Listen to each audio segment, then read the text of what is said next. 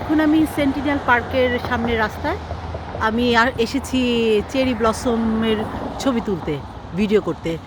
খুবই সুন্দর, খুবই সুন্দর। এখন মাত্র ফুলগুলো ফুটতেছে, সবগুলো ফুল ফুটে নাই।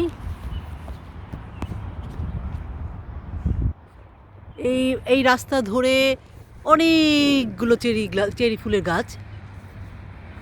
একদম রঙগুলা সুন্দর, সাদার মধ্যে হালকা পিঙ্ক পিঙ্ক ভাব। ও মাই গড, সো সুইট, কি কিউট ফ্লাওয়ার। আজকে মেঘলা দিন, মেঘলা দিনে অন্যরকম সৌন্দর্য। একদম মনে হচ্ছে এখানে এসে আমি বসে বসে ছবি আঁকি, এই চেরি ফুলের গাছগুলোর ছবি আঁকি। এত সুন্দর একটা পরিবেশ। এই ফ্লাওয়ারগুলো আসলে এখনও ফুটে নাই, এটার কয়েকদিনের মধ্যে ফুটে যাবে। কিছু কিছু ফুল ফুটেছে আর কিছু কিছু এখনও ফুটে নাই। তারপরেও যখন হাঁটা যায় অনেক দূর পর্যন্ত একটা গোলাপি, হালকা গোলাপি আভা। ঠিক এটা ঠিক কী ধরনের গোলাপি? একটু গোলাপির সাথে একটু লালচে ভাব আসছে, একটু খয়েরি খয়েরি রং। যদি গোলাপির সাথে সাদার সাথে মিশানো যায় খুব অল্প করে, তখন যে কালারটা আসে, অদ্ভুত মিষ্টি একটা কালার। এই যে এই ফুলগুলো এখনও ফুটে নাই, এগুলো এখনও ফুটে নাই, এগুলো সব কলি।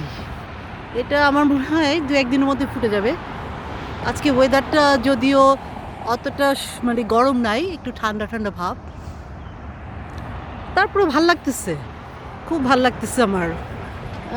এরকম পরিবেশে মন অন্যরকম হয়ে যায়, দারুণ লাগে। ও মাই গড, সো সুইট। এই যে কি সুন্দর।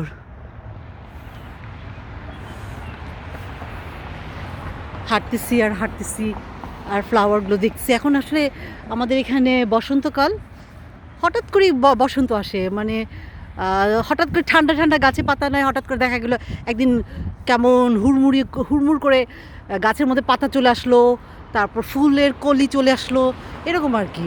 ডেফোডিল, টিউলিপ এগুলো ফুটতেছে, এরকম আর কি।